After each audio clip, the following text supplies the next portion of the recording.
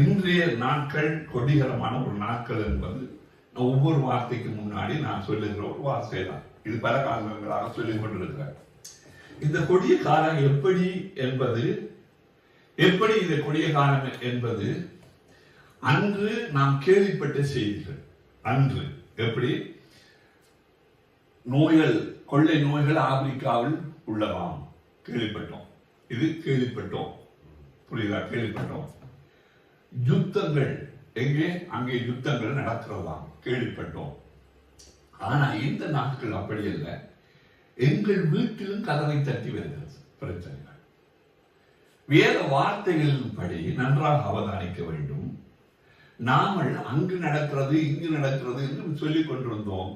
நம் வாழ்க்கையிலே நாம் மற்றவர்களுக்கு சொல்லுவதை விட நமக்கு ஏராளமான நிகழ்வுகள் நடக்கிறது. அதை புரிந்து கொள்ள வேண்டும். இதெல்லாவற்றையும் ஒரு காரியத்திலே வைத்து இதையெல்லாம் என் தேவ ஆவியானவரே, இந்த தேவ காரியங்களே, இந்த எவர்கள் உண்மை உள்ளவர்கள் எவர்கள் பொய்யானவர்கள் என்று எங்களுக்கு தெரியவில்லை. என்றால் யாரை நம்புவது யாரை நம்பக்கூடாது என்பது தெரியவில்லை. ஒன்றுமே தெரியாத வெளியிலே தேவனை நாம் முழு காரியத்திலும் நான் விசுவாசிக்கிறேன் என்று சொன்னாலும் நல்ல அவதானிங்க, இது பொதுவாக மாமிசத்தில் இது ஏற்படுகிற ஒரு போராட்டம் தான். அப்ப இது தேவனை நான் முழுமையா நான் நம்புறேன் அப்படி என்று சொன்னாலும் போராட்டம் என்ற ஒரு பொருள் வருகிற போது நம்மால் சோர்ந்து போகின்ற ஒரு நிலை ஒன்று வரத்தான் செய்யும். எந்த மனுஷனும் சோர்வில்லாத மனிதன் யாரும் இல்லை. அப்போ அந்த சோர்வான வேளையிலும் என் தேவனை நான் பிடித்துக் கொண்டிருக்கிறேன் என்று இப்போ உதாரணம் சொல்லுகிறேன். என் கைகள் சோர்வற்றதாக இருக்கிறது. ஒரு உயர்வான இடத்துல பிடித்துக் கொண்டிருக்கிறேன். சோர்வற்று போகும்போது என் கை தளருகிறது. தளரும் போது நாம் விழுந்து விடுகிறோம். அப்போ நாம அதுலயும் கதையிலே சோர்ந்து போகாமல் இருப்பது என்று சொன்னால் நாம் அதுல தாங்கிக் கொண்டிருக்கிறோம். நாம அப்போ மனுஷர்களே கத்துகிறோம். ஒரு பாறையிலே ஒரு பகுதியிலே விழ போறோம். விழும்போது காப்பாற்று யாருமே இல்லை என்ற ஒரு இடம் தெரிகிறது. நான் நிற்கிற இடம் வனாந்திரம் என்று தெரிகிறது. ஹெல்ப் பண்ணுங்க என்று நான் கத்துகிறோம். ஏன் கத்துகிறோம் என்று சொன்னா, ஒருவேளை யாராவது இருந்திடக்கூடாதா என்ற எண்ணத்தில் கத்துகிறோம். ஆனா இல்லை என்பது எங்களுக்கு தெரியும். யாரும் இல்லை என்பது எங்களுக்கு தெரியும். எண்ணத்தில் கத்தி நாங்கள் மாடுகிறோம். அதே போல நாம் வீணான ஒரு நம்பிக்கையில் நம்பி நாம கத்தி மாடுவதை விட நாம் கர்த்தர் மீது நம்பிக்கையாக இருந்து நம் பாதையை செல்லுவதில் நாம் உறுதியாக இருக்க வேண்டும். அதனால இந்த நாள்ல கூட ஒரு ஆவிக்குரிய ஒரு போராட்டம் என்ற தலைப்புல ஒரு பகுதியை நாங்க பார்க்க போறோம். அப்ப இந்த ஆவிக்குரிய போராட்டம் என்று சொன்னா என்ன? அந்த ஆவிக்குரிய போராட்டத்தை எப்படி எல்லாம் ஆவிக்குரிய போராட்டம் என்று சொன்னால் நாம நினைக்க கூடாது. ஒருத்தன் வாழோடு வருவான், ஒருத்தன் கத்தியோடு வருவான், துவக்கோடு வருவான். இதுதான் போராட்டம் அல்ல. அப்ப போராட்டம் என்றால் என்ன என்றது முதலாவது ஒரு அறிகுறியை ஒரு மேலோட்டமாக நாம பார்த்துட்டு இந்த நாட்களிலே நாம் முழுமையான இந்த வெற்றி பெற வேண்டிய வாழ்க்கையிலே நல்ல ஒரு போராட்டத்தை போராடுவதற்கு இன்றைக்கு எங்களால் போராட முடியவில்லை. இதற்கான சில கருத்துக்களை நாம இன்றைக்கு பார்க்கலாம். ஒரு சின்ன கதை ஒன்று. இது நேரம் போதாது இந்த கதையை சொன்னா. சரி என்றாலும் இப்போ மழை வருமா வராதா? இப்ப ராஜா ஒரு முறை அரண்மனையில இருந்து வெளியே போகிறார். அப்போ மழை வருமா அப்படின்னு பக்கத்து அமைச்சரிடத்தில் கேட்கிறார். அவர் சொன்னார், சரி நான் சொல்லுகிறேன் என்று கேட்டு சொன்னார், இன்றைக்கு மழை வரும். அப்போ போக வேண்டிய பிரயாணத்தை அரசன் நிறுத்திவிட்டார். இப்போ பார்த்தா கொஞ்ச நேரத்துக்கு மழை வருகிறது. அந்த நாட்களிலே ரேடியோல சொன்னதில்லை மழை வருமா வராதான். அப்ப அமைச்சர் இங்க வரும், நீ மழை வரும் என்று எப்படி நீ சரியாக சொன்னாய்? நீ என்னோடு இருக்கிறது நான் பெருமையாக இருக்கிறேன், நீ ஞானம் உள்ளவனாக இருக்கிறேன் என்று சொன்னான். அமைச்சர் உண்மையை சொன்னார். நான் சொல்லவில்லை, நான் ஒருவரிடம் கேட்டு சொன்னேன் என்றார். அப்போ அவர் சொன்ன, நீ ஏன் அமைச்சராக இருக்க வேண்டும், அவரை அமைச்சராக்கி விடுவேன் என்று சொன்னார். அவரை அமைச்சராக்கி விட்டார். அவர் சொன்னார், சரி நீ எப்படி உனக்கு மழை வரும் என்றது தெரியும் என்று சொன்னார். அவர் சொன்னார், எங்கள் கழுதை சொன்னது. அதாவது மழை வரப்போகுது என்று சொன்னா கழுதையில காது ரெண்டும் கொஞ்சம் மேலே தூக்கி கொண்டிருக்கும். அப்படி மேலே தூக்கி கொண்டிருந்தா மழை வரும். அதனால கழுதையை பார்த்து தான் நான் சொன்னேன். அப்போ அந்த கழுதையை கொண்டு வா, அவரை அமைச்சராக்குவோம். எங்கள் அறிவுள்ளவர்கள் அல்லவா தேவை. அப்போ பொதுவா அப்ப கழுதை எப்படி ஆயிட்டு. அப்ப அதே போலதான் இன்றைக்கு நாங்கள் அறிவுள்ளவர்களை தேட வழிக்கிட்டால் கடைசியில் கழுதையில்தான் நாம் தேடி பிடிப்போம். என்றால் அதுதான் அறிவுள்ளதாக இருக்கும்.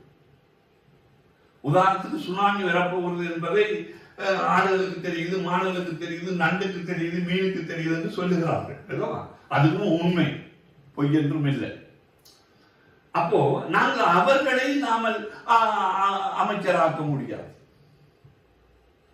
அதனால் யோசேப்பை கர்த்தர் உயர்த்தினார். அது இந்த செய்தி அல்ல. அதனால் அவனுக்கு என்ன சொல்றான், ஆவியில் நிறைந்தவன், அவன் அறிவுள்ளவனாக இருந்ததனாலே அவனை தெரிவு செய்தார்கள். ஆமென். தெரிவு செய்ததாரு உலக ராஜா.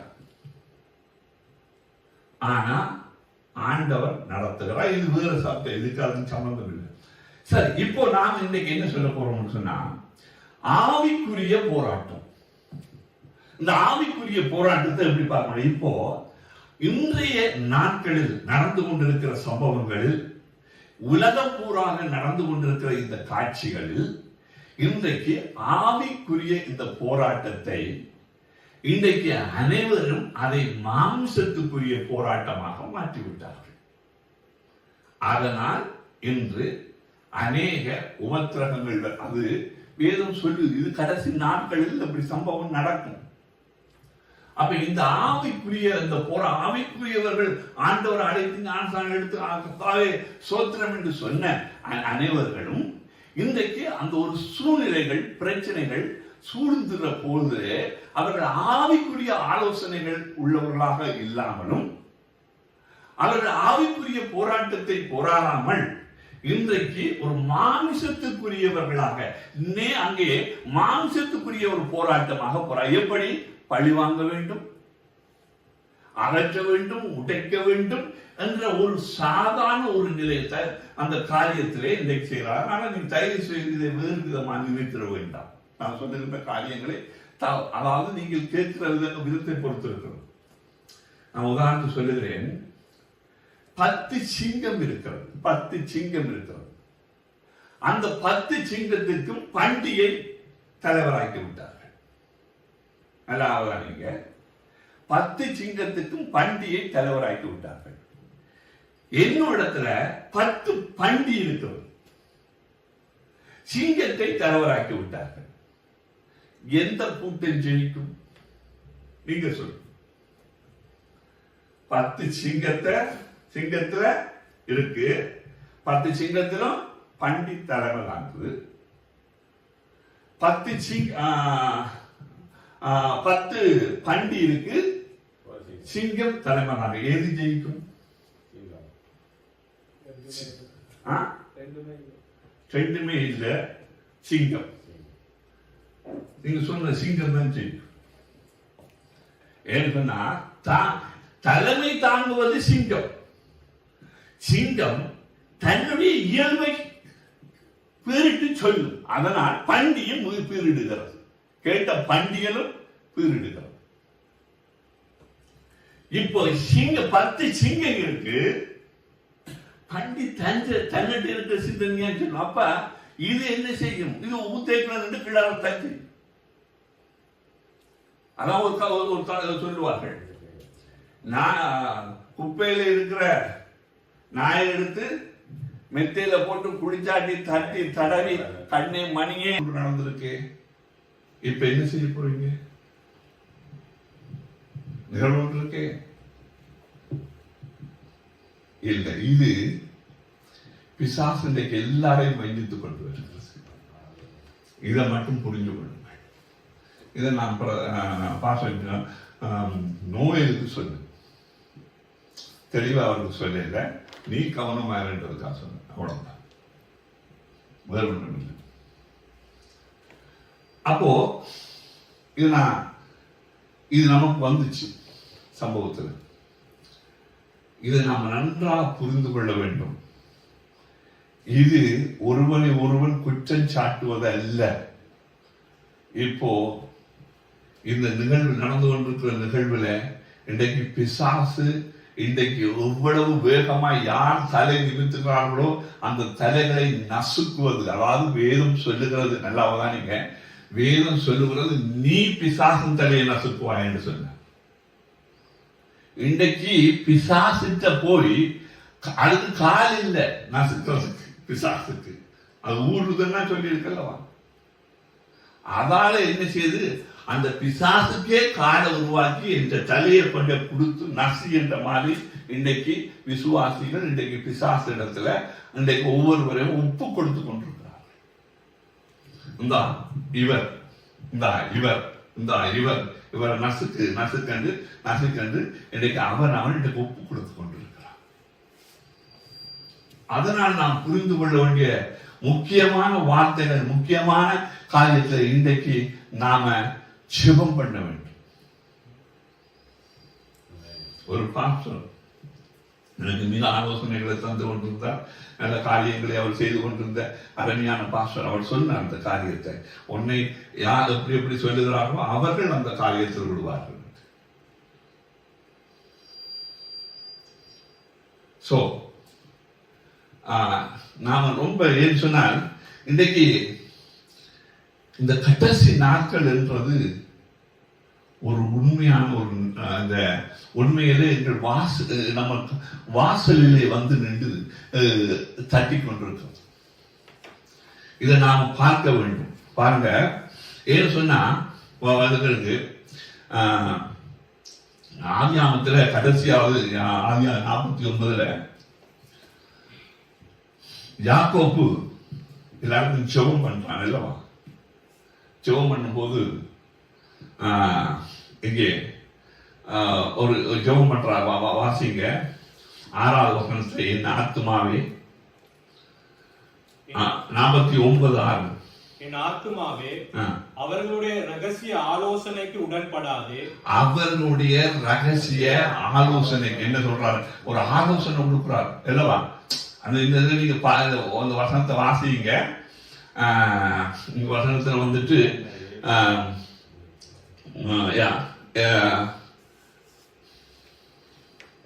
சிமியோன் லேவியர் குறித்து இந்த கருத்து இங்கே வந்து கொண்டிருக்கிறது.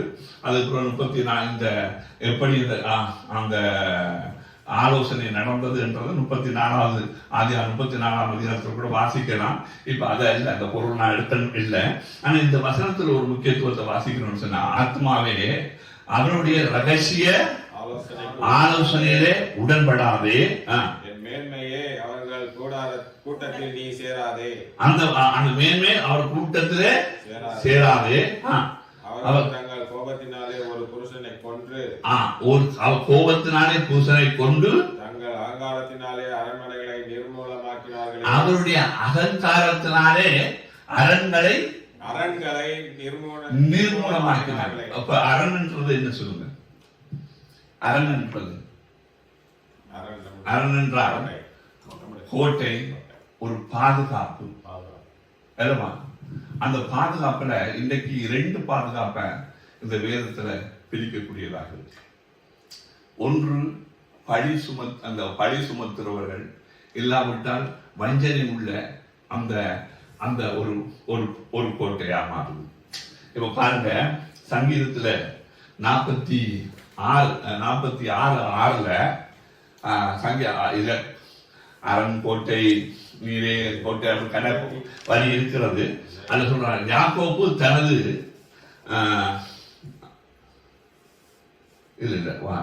சங்கீதத்துல அப்பப்போ அந்த வசனங்களை நான் மறந்துடுறது இருக்கேன். சரி, அப்ப என்ன சங்கீதத்தில் வருது, நான் அரணும் கோட்டையுமாக. சரி, நான் வசனத்தை தட்டி பார்த்துடுறேன். சொன்னா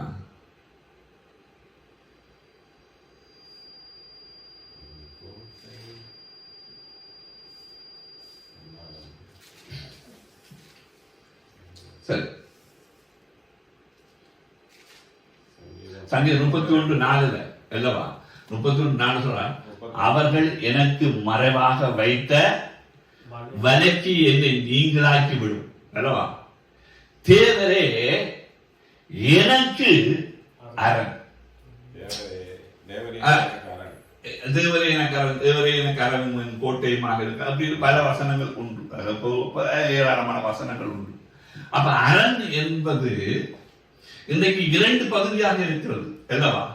அப்ப அந்த அரண்களை இடிக்கிறார்கள், அந்த பாதுகாப்பாக காரியத்தை இடிக்கிறோம். நான் போன முறையில பார்த்தோம், அலங்கம் இடிக்கப்பட்டிருந்தது. நாங்கள் போன முறை பார்த்தோம் அல்லவா?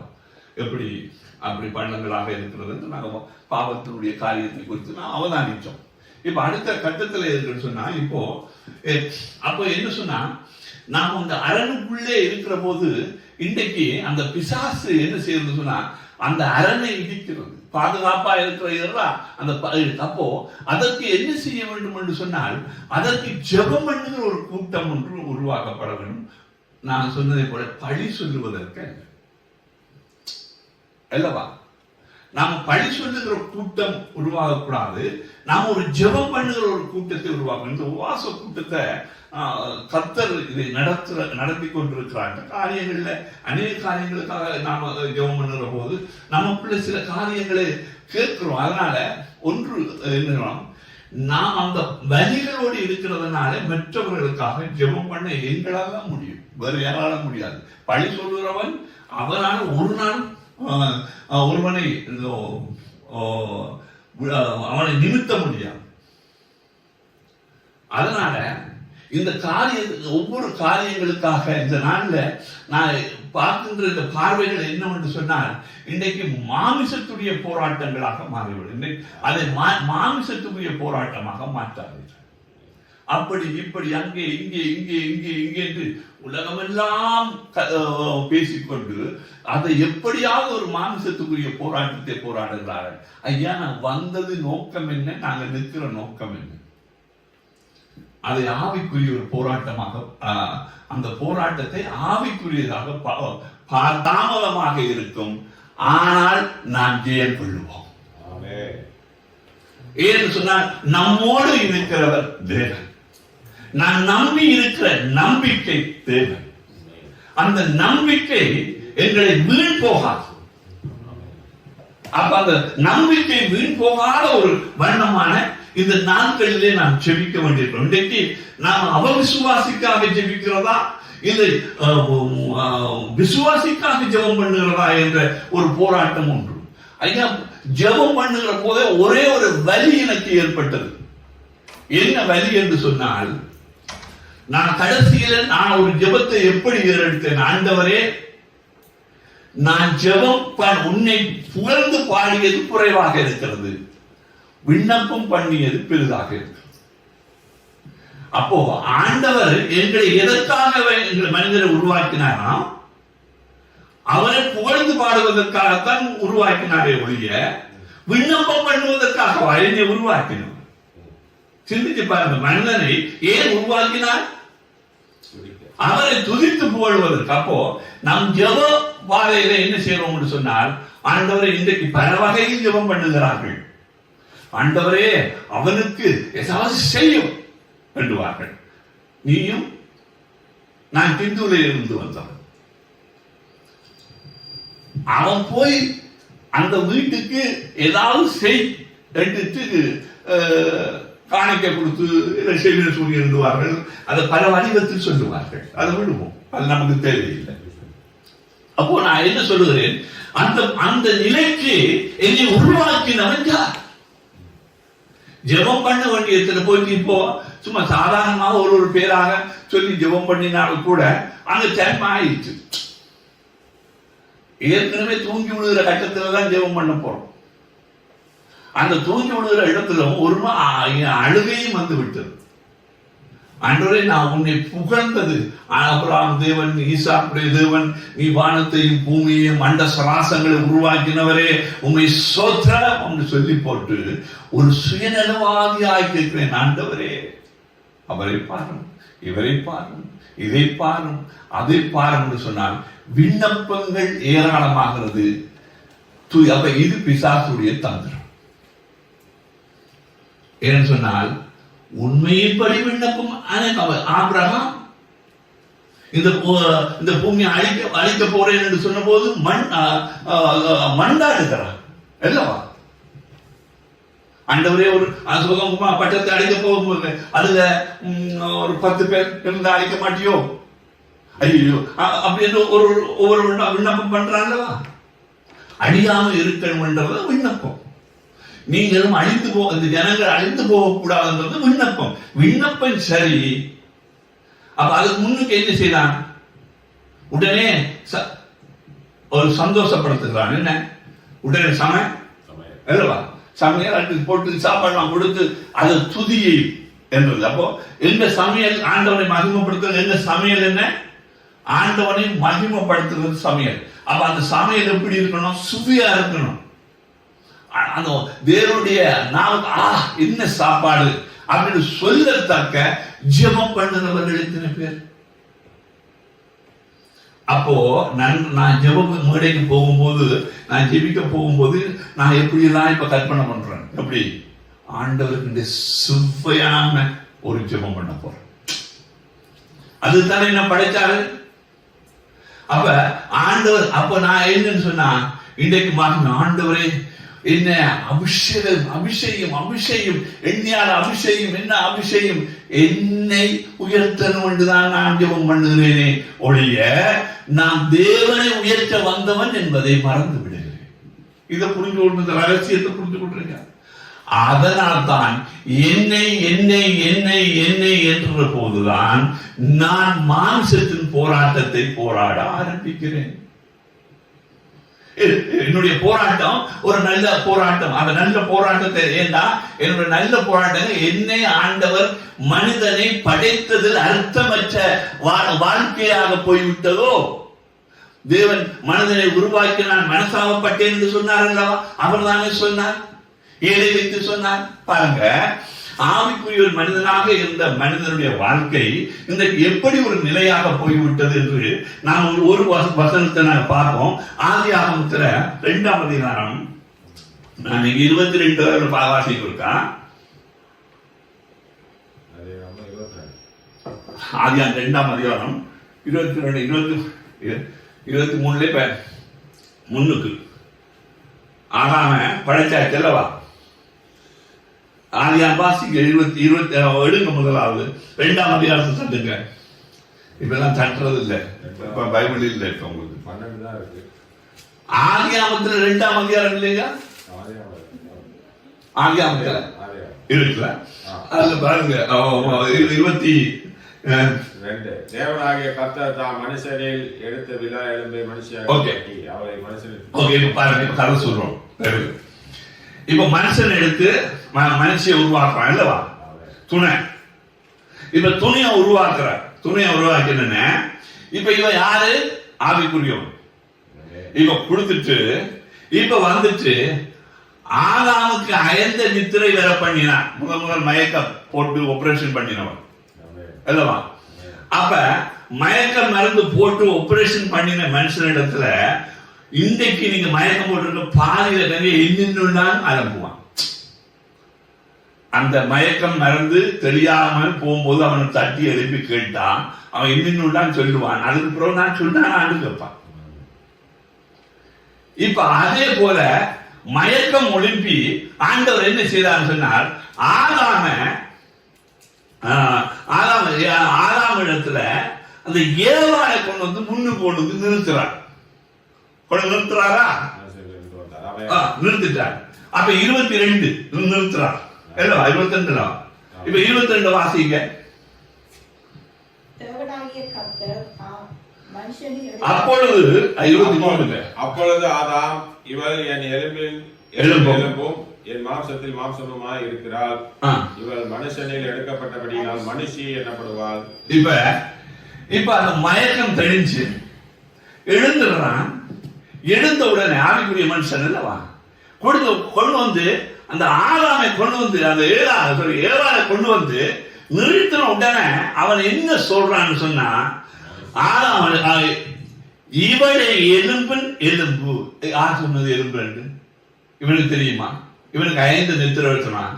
எலும்பும் மாம்சமும் மாம்சமா இருக்கிறாள், இவள் மனுஷனில் எடுக்கப்பட்டபடியினால் மனுஷி என்னப்படுவான். நல்லா அவதானிங்க, ஆவிக்குரிய மனுஷன் எந்த மயக்கத்தில் இருந்தாலும் அவன் வெளிப்பாட்டை சொல்லுகிறான். சொல்றான், என்ன சார் நெத்திரையாக எழுந்து இந்த காரியமாக இருக்கு, இன்னென்னலாம் நடக்குது அப்படி என்று கொண்டு வந்து நிறுத்தி இவனிடத்து சொன்ன உடனே அவன் சொல்லுகிறான், இது என் எலும்பப்பா, என் மாம்சமப்பா, இதுல இருந்துக்கனால இது மனுஷி என்று கோழிக்கும் நாய்க்கும் மாட்டுக்கும் கழுதைக்கும் பண்டிக்கும் பேர் வைத்ததை போல வச்சிடலாம். வைக்கிறானா இதை பாருங்க. அப்போ ஆவிக்குரிய மனுஷன் அதை ஆவிக்குரியதாக அறிந்து அந்த வெளிப்பாட்டை தெளிவாக சொல்லுகிறார்.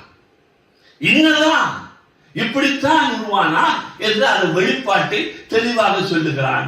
அதனால ஆண்டவர் ஆஹா எப்படி உனக்கு தெரியும் என்று சொல்லவில்லை. என்றால் தேவ ஆவி அவன் மீது ஊட்டப்பட்டிருந்ததனால் இவனை சொல்லுவான் என்பது அவருக்கு தெரியும். அப்ப ஆண்டவர் கையை தட்டலாய் சொல்லிவிட்டாய், குட் அப்படி சொல்லு. ஆனா அதற்கு பதிலாக ஆண்டவர் அவன் எப்படி சொல்லி அவனுக்கு பேரை உண்டாக்குறான். அதனால் நீ மனுஷி என்று பேரை உண்டாக்கிறான். அப்ப இந்த ஆவிக்குரியதை நாம் ஆவிக்குரியதாக ஆராய வேண்டும். நாம் மாமிசமாய் ஆராய்ந்தால் பல கோடி வரிகள், சிந்தனைகள், எண்ணங்கள் அப்படியே ஓடும். அதனால் நான் சொல்லுகிறேன், நன்ற அவதானியங்கள். இந்த ஒருவர் உங்கள்கிட்ட வர்றார், ஒரு ஆள் சும்மா இது சும்மா சிந்திப்பாருங்க. உங்களுக்கு 6வது அப்படிப்பட்டவர்கள் தெரிந்திருந்தால் உங்கள் மண்டைக்குள்ள சிந்திங்க. இப்ப நான் சொல்ல போற காரியப்படி நடக்கலான்னு பாருங்க. சரியா? இப்ப பாருங்க, உங்களை சொந்தக்காரனா இது செய்வார்கள். நீங்க போன முறை கல்யாண வீட்டுக்கு நான் வந்த போது எப்படித்தான் நீங்க எனக்கு அந்த தட்டு எடுத்து கொடுக்க சேர்க்கல, அப்படியெல்லாம் நீங்க எனக்கு காரியம் செய்தீங்க. இந்த முறையும் நீங்க எப்படி செய்தீங்க என்று ஒரு நல்ல இடத்துல அந்த பழைய கதையை திருப்பி சொல்லி அந்த இடத்துல திரும்பி ஒரு பிரச்சனையை உண்டாக்குவினும். அப்படியா உங்க சொந்தக்காரா இருக்கணுமா? சிந்திங்க. அப்படி இருப்பினும் எதையாவது பழைய காலத்தை கதை எடுத்து புதுசு புதுசா அந்த நல்ல நிகழ்ச்சி நேரத்துல நல்ல காரியங்களில அந்த பாருங்க, குடும்பத்துல ஒரு கல்யாண நிகழ்ச்சி நடந்தா பிரச்சனையே என்கிற ஆட்களுக்காரெல்லாம் தரும். பிரச்சனை வெளியிடத்திலிருந்து வராது, சொன்னோடத்திலிருந்து வராது. கலந்துல எங்க வீட்டு பிரச்சனைய வெளியிடத்துல வந்து சமாதானம் பண்ணி விடுவாங்க. சரி போ, சரி அதை விடுங்க இதை விடுங்கன்னு சமாதானம் பண்ணி விடுவான். பாருங்க, காசை கொடுத்து நாங்கள் விலைக்கு வருவோம். இவன் எங்கேயும் தெரியணும், அமெரிக்கால இருந்து கனடால இருந்து வருவினோம். இவன் வந்தன, இவன் ரூம் போட்டு இது போட்டு எல்லாம் செய்து ஐயோ இந்த அக்கா வந்துட்டா, அண்ணா வந்துட்டா, அப்பா வந்துட்டா, இந்த கல்யாணம் ஓஹோ நடக்க போகுது, ஓஹோ இதாக செய்து விட்டுருவாங்க. இது நடக்கும், இது போதும். அப்ப இது மாமிசத்துக்குரிய நிகழ்ச்சியில் நான் சொல்றோம். அதான் நீங்க இப்படி பேசுகிறவர்களை நல்லா சிந்திச்சு பார்த்தால் இவர்கள் படிப்பறிவில்லாதவர்களாக இருப்பார்கள். நல்லா இவர்கள் எந்த மூளையில ஏறாது. தாங்க சொல்லுவதுதான் கதை, தாங்க சொல்லுவதுதான் இது. அப்போ எவ்வளவு கற்றுக் கொடுத்தாலும் அவர்களுக்கு ஏறாதவர்களாக இருப்பார்கள். ஆனால் அவர்களிடத்துல போய் பிரதர் சிஸ்டர் என்று பாருங்க, கணக்கு கதை பேசுவார்கள்.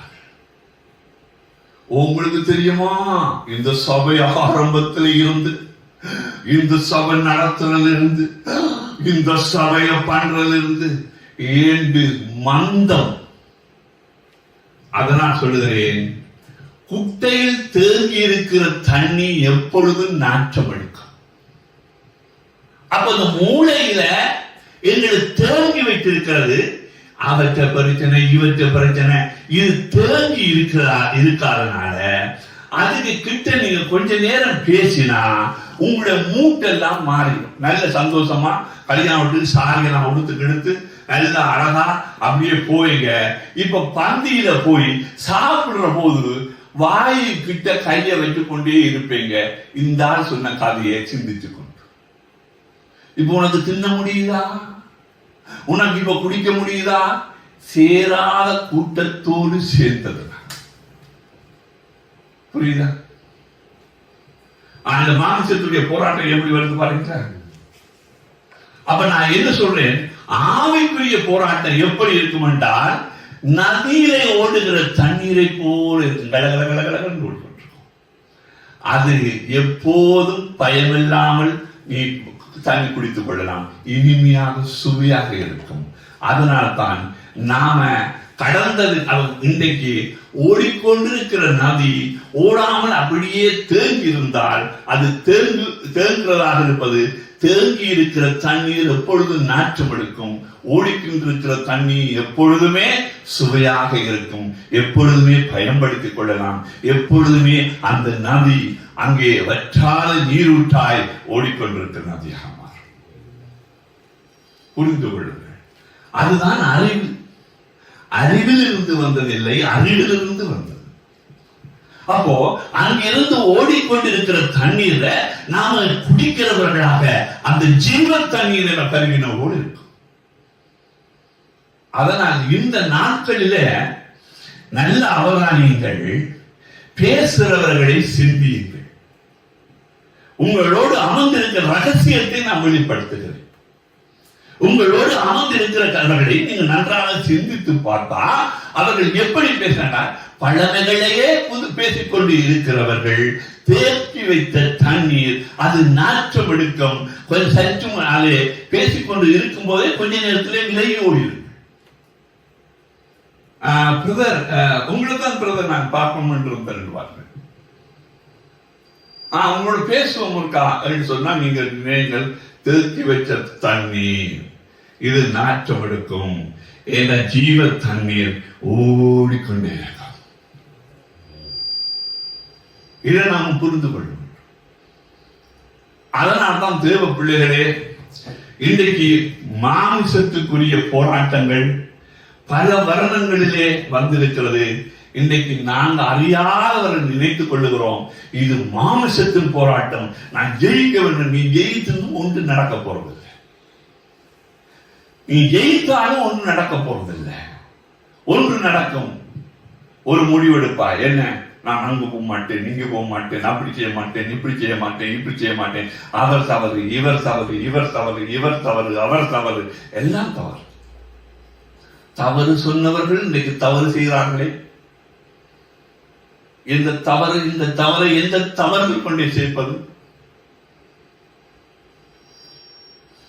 நல்லாவதான் நீங்க அனைவருக்கு புரியாது.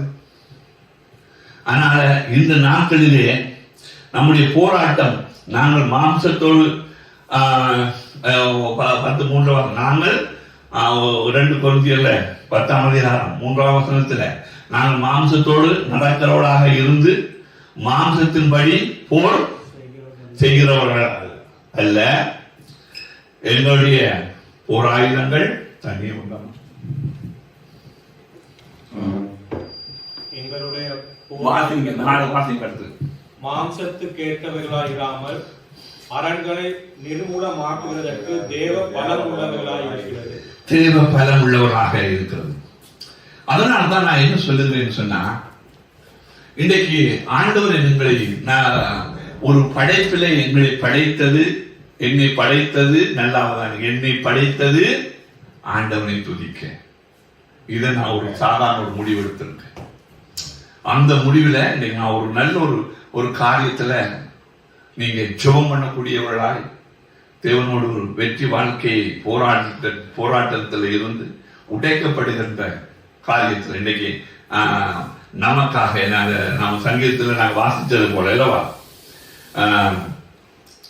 என்ன வாசிச்சோம் இதுல கன்னிகளை வைத்தார்கள் இல்லவா, அவர்கள் எனக்கு மறைவாய் வைத்த வலைக்கு என்னை நீங்களாக்கி, அவர்கள் எங்களுக்கு மறைவாக வைத்த வலைக்கு நீங்களாக்கி விடும். தேவரீர் எனக்கு அரண். ஆமென். என் அரண், என் பாதுகாப்பு, என் கோட்டை, என் கன்மலை, என் தேவன், அவர் என் தேவன். ஹல்லேலூயா. நாம எல்லாருக்கும், எனக்கு உனக்கு எல்லாருக்கும் அது எனக்கு என் தேவன் அப்படின்னு நான் எடுத்துட்டோம்னு சொன்னா நிச்சயமா நான் சொல்லுகிறேன், தேவன் இந்த நம்முடைய தேவனுடைய வருகைக்கு நாங்கள் பாதுகாக்கப்பட்டு இருக்க வேண்டும். ஆமென். அந்த பாதுகாப்பு நம் தேவனாக இருக்க வேண்டும். அதனால நாங்க என்ன செய்ய போறோம்னு சொன்னா, இன்றைக்கு நான் அதான் சொல்றேன், இன்றைக்கு வேதம் சொல்லுவது என் நாமத்திலே 2 3 சொல்லுங்க கூடி ஜெபம் பண்றோம் அல்லவா.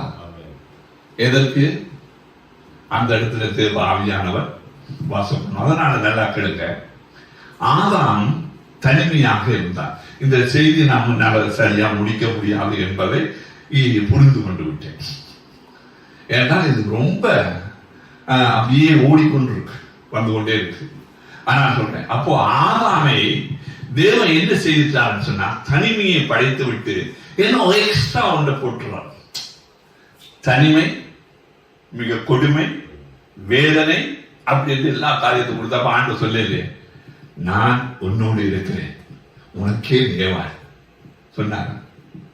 அப்படி எங்கேயாவது சொல்லியிருக்கான். அப்போ ஒரு கொடுக்கிறார். இப்ப பாருங்க, நான் அதாவது 3 மெசேஜ் 3 பகுதியை பிரித்து சொல்ல வேண்டியதுனா ஒரு பகுதியான வழியிலால சென்று கொண்டிருக்கிறேன், மூட்டை வாயில போய் கொண்டிருக்கிற மாதிரி போய் கொண்டிருக்கிறேன். அது சரி. இப்ப என்ன செய்யணும் பாருங்க, ஆதாம் அந்த ஆவிக்குரியவன் அல்லவா, இந்த ஆவிக்குரியவன் ஆராய்ந்து பார்த்தது எப்படி, இது என்னுடைய எலும்பு, என்னுடைய மாமிசம் என்று ஆராய்ந்தான். இன்னொரு கட்டம் வருகிறது, ஆவிக்குரிய காரியத்துல எல்லாவற்றையும் சகித்து சமாளித்து, அன்பு தேவை அல்லவா, அன்புக்கு பொறாமை இருக்காது, அன்புக்கு எரிச்சல் இருக்காது. நாங்க பொறாமையும் எரிச்சலும் இருந்து கொண்டு, பிரதர் உங்களுக்காக நான் சுபம் பண்ணுறேன் என்று சொன்னா, உன் பொறாமையும் எரிச்சல்லாம் நீங்க பரவி அங்க தீயா எரியுதுங்க, அப்புறம் நீங்க என்னதுங்க எனக்கு ஜெபம் பண்ணுவீங்க. அப்போ முதலாவது என்ன செய்வோம்னு சொன்னா, அத நான் என் ஜெப வீட்டுக்கு போகும்போது, என்னுடைய ஜெப காரியத்துல போகும்போது, நான் மெற்றவனை குறை சொல்லும் போது நீ உடனே சொல்லு, டே நீ மெற்றவனை குறை சொல்ற, நீ அந்த சமூகத்துல வந்து நீ குறை சொல்ற, நீ உன்னை குறை சொல்லுகிற, அதாவது நீ உன்னை சோதிச்சுப்பா. இது ஒரு புத்தருடைய கதை, நான் இது ஏற்கனவே சொன்னேன். அங்கே புத்தருடைய இடத்துல அங்கே சாப்பிட சொன்னா இன்னொருத்த போய் தண்டித்தான் சாப்பிடும் அல்லவா. அப்ப இது சுருக்கமா சொல்றேன், எனக்கு நேரம் காணாத இந்த கதை சொல்லி முடிக்க. அதனால போகும் பொழுது அப்போ ஒரு இடத்துக்கு அவர் வந்து அனுப்புறாரு, அங்க ஒரு பொண்ணு இருக்கிற வீட்டுக்கு அனுப்புறாரு. அங்க பொண்ணு இருக்கிற போனனால இவர் சாப்பிடுறதோ சிந்திக்கிறதோ எல்லாமே அந்த பெண் சொல்லு. அவர் உடனே வந்து சொன்னார் அரசன், புத்தரிடம் சொல்றான், நான் அந்த வீட்டுக்கு நான் போகவில்லை. அவர் சொன்னா நீ அந்த வீட்டுக்கு தான் போவோம். அப்போ புத்தர் சொல்லிவிட்டால் தட்ட முடியாது, தலைமைத்துவம் சொல்லுகிறது தட்ட முடியாது. சரிப்பா. ஆனால் என்னத்தை பார்க்கிறார்கள் சொன்னா, என்னத்தை பார்க்கிறார்கள் சொன்னா, அப்ப அவர் சொன்னார், நீ போகும்போது உன்னை அவதானி, நீ என்ன சொல்லுகிறாய் என்ன? அப்போ நீ சிந்திக்க முன் நீ சிந்தித்து நீ தவறு தவறு தவறு, என்னை நானே சுட்டி காட்ட ஆரம்பித்தேன். நாம என்ன சொல்றோம்? இந்த உலகத்திலே இலவானது எது தெரியுமா? மற்றவர்கள் மீது குறை சொல்லுவது இலவானது. ஆனா நம்மை நாம் நிதானித்து அறிய வேண்டும். அப்படின்னு சொன்னா நம்மை நாம் பார்க்க வேண்டும். அவரை குறை சொல்றவர்களை விட்டுவிட்டு அவருக்காக ஜெபம் பண்ணியிருந்தால் என்னுடைய கர்த்தர் என்னை என்னுமாக கிருபையாக இருப்பார். நான் அவர் மீது குறை சொல்லிக் கொண்டு இருப்பதனால் இன்றைக்கு நான் அவர்களை குற்றவாளியாக ஆக்குவதும் இல்லை. என் ஜெபம் கேட்காது, கேட்பது போல் நடந்து கொள்ளுகிறேன். அவ்வளவுதான் நான் சொல்றேன். என்னடா, ஜெபம் கேட்பது போல் நான் நடந்து கொள்ளுகிறேன். இப்ப நான் எங்கேயும் போயிட்டு எங்கேயும் வந்துட்டேன்னா இப்ப ஆளாங்கிட்ட வந்துடுறேன் திருப்பி. இப்போ ஏவாள் இல்ல, இப்ப இது சொல்ற அன்பு இருக்கு, எல்லாம் இருக்கு, செஞ்சுட்டு பாருங்க. ஆனா அங்க இருந்து போகும்போது இங்க ஏவாளும் ஆறு பேசிக் கொண்டிருக்கணுமா? பிசாசு பார்த்தா அப்படி கேட்கல. ஆனா அந்த கேட்டா இங்க சாப்பிட வேணாம் என்று கேட்டாரு. சிவன் சொன்னவர்களோ சாப்பிட வேணாம். அப்ப நான் சாப்பிடலாமா என்று கேட்டு சொன்னா எங்கேயாவது கேட்டு சாப்பிட்டு இருக்கான்? கேட்கல. அது அந்த இடத்துல ஆளாம் இல்லை. இப்ப இருக்கிற ஆளாரு இப்ப இவனுக்கு புருஷன் ஒருத்தர் இருக்கிறான் என்றது மறந்து விட்டார். நான் இருக்கிறது தேவனுடைய தோட்டம் என்பதையும் மறந்து விட்டார். அவ்வளவு காரசாரமான பேச்சு போய்கொண்டே அதுக்கு பிசாசுக்கும் எவ்வளவு சொன்னார். அப்படி ஒன்றும் இல்லை, நீ சாப்பிட்ட உடனே நல்லா பாருங்க, இதுதான் அன்பு. சாப்பிட்ட உடனே ஆதாம் வந்துடுறான். வந்த உடனே அவன் என்ன சொல்றான்?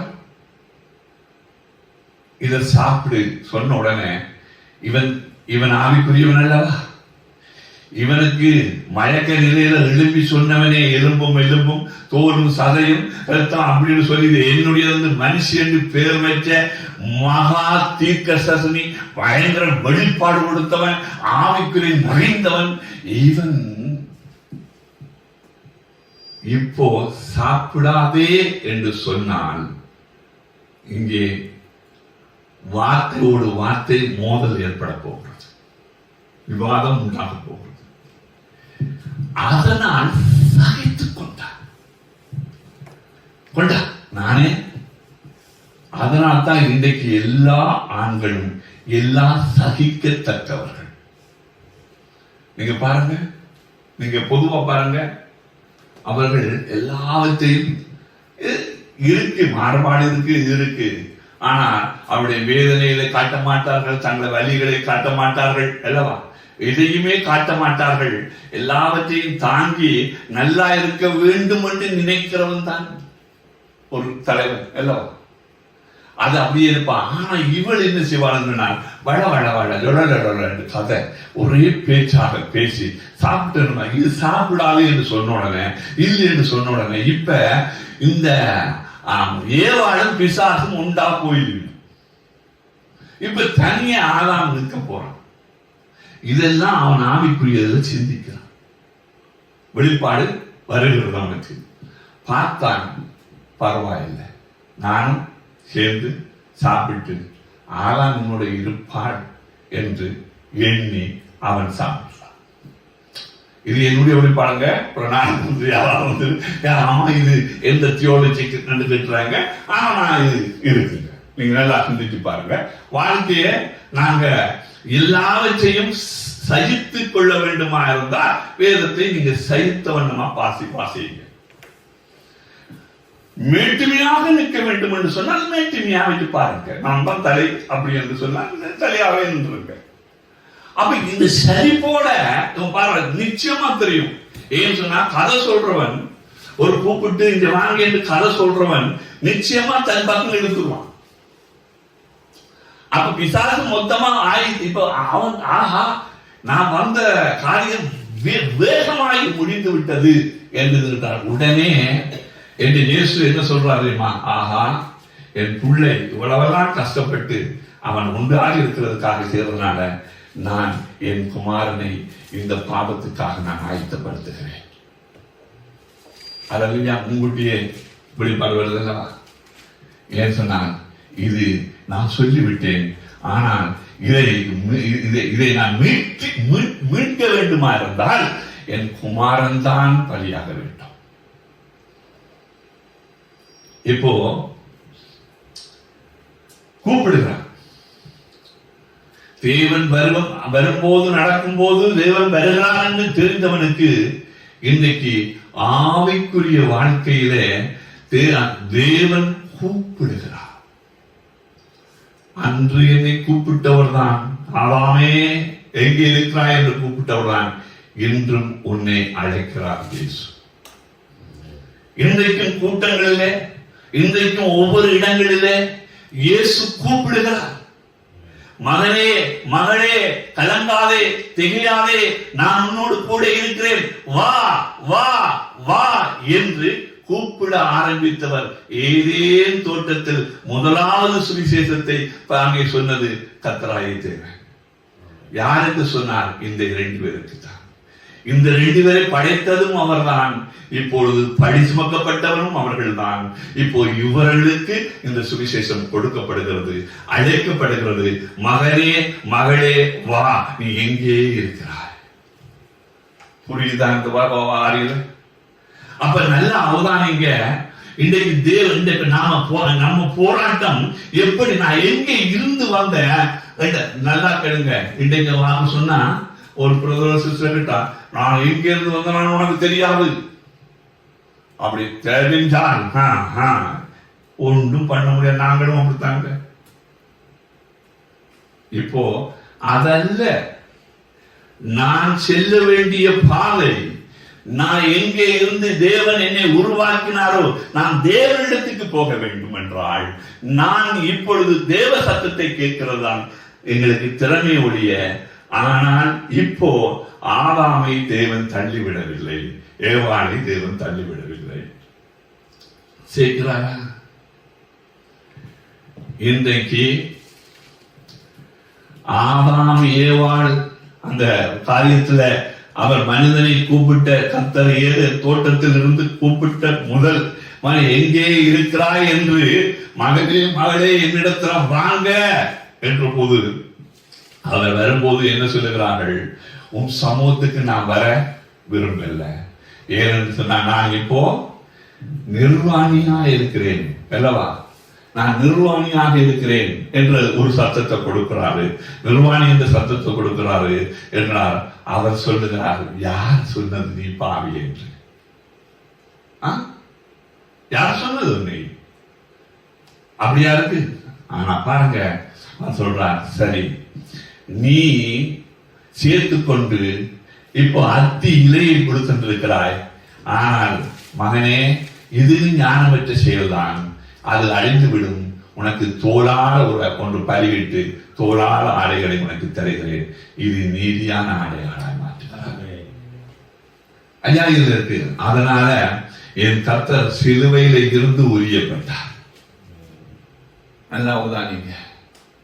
அதனால இது நான் அங்கே எங்கே சொல்லிக் கொண்டிருக்கல, நான் கொண்டு வந்த காரியங்கள் வேறையா இருந்தாலும் நான் பேசிக் கொண்டிருக்கிறதுனா, ஆண்டவர் இந்த நாட்களிலே ஒரு காரியத்தை சொல்லுகிறேன், இதற்காக எழும்புகிற ஒரு கூட்டத்தை தான் நாம் சேர்க்க வேண்டும். இதற்கான உள்ள ஒரு கூட்டத்துக்கு தான் நாம் இந்த சுவிசேஷத்தை, இந்த வார்த்தைகளை, இந்த ஊழிய காரியங்களை நாம் சொல்ல வேண்டும். ஒழிய இந்த பழி சுமத்துவதும், இந்த காரியங்கள் சுமத்துவதும், பழி வாங்குவதும் இது எங்களுக்குரியது அல்ல.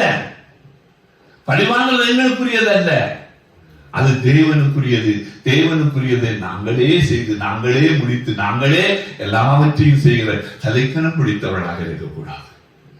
நான் ஒரு பெண்ணை குறித்து, பெண் எப்படி வாழ வேண்டும், எப்படி இருக்க வேண்டும் என்ற காரியத்தை நாம சொல்லலாம். ஆனா வந்து பாருங்க, அந்த ஏவாள் செய்ததுல ஆதாம் ஒரு மூச்சு விடாமல், ஒரு பேச்சு பேசாமல் அந்த வாக்குகளை திண்டுகிறான். ஏன்னு சொன்னார், இருந்தால் இந்த போராட்டம் வேறு போராட்டமாய் பயங்கரமாக இந்த காரியம் முடிந்திருக்கும். பிசாசோடு ஏவாள் போயிருந்தார். சிந்திச்சு பாருங்க. ஆனால் இது யாரோடு? இதை நிறுத்தினார். இதில் ஆதாம். அதனால் தான் இவனுக்கென்று தன் குமாரனை கொடுக்க தேவன் துணிந்து கொண்டார், ஆயத்தமாகிவிட்டார். என்றால் உன்னை திருத்தலாம். ஆமென். நல்ல உள்ளங்கள் திருத்தப்படும். நாம் திருந்தாத உள்ளங்கள் ஒன்றும் செய்ய முடியாது. அது வேற மாதிரி இருக்கு வரிகள் அல்லவா, வார்த்தைகள் கருத்தை. அதனாலதான் இந்த காரியத்துல ஐயா நான் சொல்லுகிறேன், இந்த காலங்களில் நாம 2 3 சேர்ந்து ஜெபம் பண்ணுகிற போது ஜெயம் உள்ளவர்களாக இருக்கிறது. அதனால் தான் ஆண்டவர் சொல்லுகிறார், ஒரு ஊழியத்துக்கு செல்லுகிற போது தனியே செல்லாத, என்ன ஒரு ஆளோடு செல்லு. ஏன்னு சொன்னா ஒருவன் விழுந்துடலாம், இன்னொருவன் தூக்கலாம். அது அப்போ ஒருவன் விழுவான் என்பதும் ஒருவன் தூக்குவதற்கு ஒருவன் இருக்கிறான் அல்லவா, அது கணவன் மனைவியாக எடுத்துக்கொள்ளலாம். அது அல்ல இது. ஊழியத்துக்கு 2 போன்னு சொன்னார். யாரு? கணவன் மனைவியாக சொன்னவர் அல்லவா. 2 பேர்ல அந்த ஊழியம் செய்யறது 2 பேரும் போறான் அல்லவா. அப்ப என்ன, ஒருவன் விழலாம், ஒருவன் தூக்கணும். அப்போ தூக்குகிற சக்தி என்றால் என்ன? நாம் தாங்கி ஜெபம் பண்ணக்கூடிய அந்த அந்த அந்த அந்த பகுதி உள்ள மனுஷனா இருக்கு. இப்போ 2 போனா சொல்லும், இவனை எப்படியாவது காய வெட்ட வேண்டும், இவனை எப்படியாவது ஏதாவது செய்ய வேண்டும், இப்படித்தான் போகும். ஐயா, பிசாசு பூந்தவன் போக இல்லை. அதனால்தான் இன்றைக்கு பாருங்க என்ன நடக்கிறது. சபையிற்குள் வர முடியாத அளவுக்கு இப்போ நெட் வெள்ள நெட் வச்சிருக்கணும். டபாசட்டு மேசையில விரிச்சிருக்கணும். டபாசட்டு மேசையில விரிச்சிட்டு டபாசட்டு அந்த என்ன சாமான ஸ்டாண்ட போட்டு மூட போட்டுட்டு கத்தரிக்கு பிரியமான சகோதரர்களே நாங்கள் அந்த ஆட்கள் இருப்பேன். என்ன ஆச்சுன்னு சொன்னா, இன்றைக்கு சபை இருட்டு இன்றைக்கு ஒருமித்து வாசம் பண்ண முடியாமல் இருக்கிறது. இதோ சகோதரர்கள் ஒருமித்து வாசம் பண்ணுகிறது. எத்தனை இன்பமும் எத்தனை நன்மை எவ்வளவு இருக்கிறது அல்லவா. அது ஆரோக்கியத்தில் ஊற்றப்பட்டா என்ற அந்த ஆராதனை, பரிசுத்தமான அந்த ஆராதனையில இவ்வளவாய் பாவிகளும் கழுவப்படுகிற நீதிமானும் கழுவப்படுகிற இந்த வேளையில இந்த காரியத்துல நாம் ஜெயம் கொள்ளாத வண்ணமாய் இருக்கிறோம். அதனாலதான் ஆண்டவர் சொல்லுகிறார், நான் சொல்லுகிறேன், ஒருவன் விழுந்து விட்டாலும் ஒருவன் ஆலோசனை சொல்லுவதற்கு ஒரு மனிதன், உண்மையான மனிதன் தேவை. புரிந்து கொள்ளுங்கள். அதனால் உண்மையற்ற மனிதர்கள் இருக்கும் வரைக்கும் அவர்கள் அதிகாரங்களாகத்தான் இருப்பார்கள். அவர்கள் எப்பொழுதும் தங்கள் சுயநலவாதத்தைத்தான் காண்பிப்பார்கள். அப்படிப்பட்ட மனிதர்களை விட்டு விளையுங்கள். ஏதும் சொல், அவரோடு குந்தாதீர்கள். நான் சொன்னேன், தேக்கிய தண்ணீர் நாற்றம் எடுத்துக் கொள்ளும், ஓடுகிற தண்ணீர் ஜீவ தண்ணீர். அதை புரிந்து கொள்ள வேண்டும். அதனால் ஒன்று நினைக்காது, இங்கே அவர்கள் வர மாட்டார்கள், இவர்கள் வர மாட்டார்கள், அப்படி செய்ய மாட்டார்கள். அது உன் சிந்தை, தேவனுடைய சிந்தை அல்ல. ஏன்னு சொன்னால், நீ மாமிசத்தில் சிந்திப்பதனால் வரமாட்டார்கள், ஆவியில் சிந்தால் இங்கே அநேக குற்றங்கள் உண்டு. ஹல்லேலூயா. அநேக குற்றங்கள் உண்டு. இதை நாம் புரிந்து கொள்ள வேண்டும். எங்கள் கண்கள், மனக்கண்கள், எங்களுடைய ஆவிக்குரிய கண்கள் திறக்கப்பட வேண்டும். அதனால் தான் ஆண்டவர் சொல்லுகிறார், பிரசங்கியிலே சொல்லுகிறார், ஒரு நூல் சீக்கிரமாக அறுந்துவிடும், முப்பரிவின் நூல் 3ஆக சுற்றி சுற்றி இருக்கும், ஆனால் அது சீக்கிரமாக அறந்து கொள்ள முடியாது. ஒருவரை ஒருவர் தாங்கிக் கொள்ள, ஒருவரை ஒருவர் ஜெபம் பண்ண முற்பரியின் நூலை போல் இருக்க வேண்டும். பிதா, குமாரன், பரிசுத்த ஆவியானவர். இன்றைக்கு எந்த இடத்துல இருந்தாலும் பிதா சொல்லுகிறார், ஆவியானவர் சொல்லுகிறார், எது தேவன் என்று இன்றும் குழப்பம் தான். திருத்துவத்தை பற்றி எந்த காரியத்தை சொல்ல வழிவிட்டால் அங்கே குழப்பமாகவே இருக்கும். ஆனால் அது குழப்பமாக இருக்கவில்லை, அது ஒன்றாக இருக்கிறது. அல்லேலூயா. எல்லாருக்கும் குழப்பமா இருக்கிறதா இருக்கு. பிரிச்சு பிரிச்சு பாருங்க, ஏன் நான் அப்படி இருக்கணும் இப்படி இருக்கணும். இன்றைக்கு ஊழியம் என்று சொன்னால் தங்களுடைய பதவியிடம்தான் சொல்லுகிறார்களே ஒழிய, தங்களை சிந்திக்கிறார்களே ஒழிய, தங்கள் நடைகளை மாற்றுகிறார்களே ஒழிய, தங்கள் பேச்சுகளை மாற்றுகிறார்களே ஒழிய, ஐயா இவர்களுக்காக பாடுபட்டு ஜெபம் பண்ற ஒரு மனுஷன் இல்லாமல் போய்விட்டார்கள். வழிகளாக இருக்கிறது. அதற்காகத்தான் வேதம் சொல்லுகிறது, 2 போங்கள். 2 சொல்லுகிறார். ஒவ்வொரு காரியத்திலே 2 பாருங்கள். சிம்சோன் என்பவன் தனியே நின்று போராடுகிறான், கடைசியிலே பரிதாபமாக மரிக்கிறான். அவனுடைய வெற்றி பயங்கரமான நிலையில் வெற்றிகளாக இருக்கிறது. ஆனால் அந்த வெற்றி எப்படி மாறுகிறது என்று சொன்னால், கடைசியிலே வீரத்தாலும் ஜெயித்தாலும் ஒன்றுமில்லை, பரிதாபமான நிலையிலே எனக்கு ஒரு முறை என்னை நினைத்தார்கள் என்று சொல்லி அங்கே பெலிஸ்தரை கொன்றாடும். ஆனா அவன் ஜெயித்ததில்ல, தோத்தவனாக மாறிவிட்டான். அவன் இருந்திருந்தால் என்ன ஜெயித்திருக்கிறான். அவனுக்கு இன்னொரு ஆலோசனை உள்ளவர்கள் இருந்திருந்திருக்கலாம். அவனோடு ஆலோசனையில் இருந்தவள் யார் என்று சொன்னாள், அங்கே தீங்கு பேசுகிறவள், அங்கே ஆதாயத்துக்காக இருந்ததனாலே உன்னுடைய வல்லமை எங்கிருந்து புறப்படுகிறதை மட்டும் சொல்லிவிடு என்று அந்த வல்லமையை நம்பி சொல்லிவிட்டான். அதனால் தான் அவன் நம்பினவன் யாரிடம் என்று சொன்னான், அந்த இடம்தான் அவன் இழந்த இடம். புரிந்து கொள்றீங்களா?